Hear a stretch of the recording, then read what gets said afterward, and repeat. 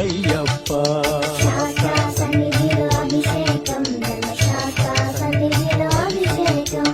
హరిహర పుత్రుని అభిషేకం, ఇది శబరిగిరీశుని అభిషేకం.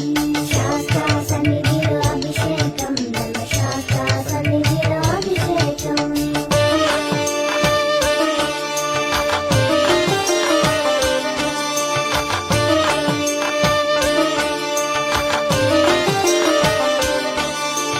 నీలిమలవాసుని అభిషేకం, ఇది నిత్య బ్రహ్మచారికి అభిషేకం.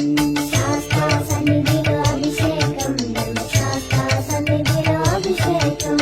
పంబా బాలుని అభిషేకం, ఇది కరిమలవాసుని అభిషేకం. శాస్తా సన్నిధిలో అభిషేకం, ధర్మశాస్తా సన్నిధిలో అభిషేకం.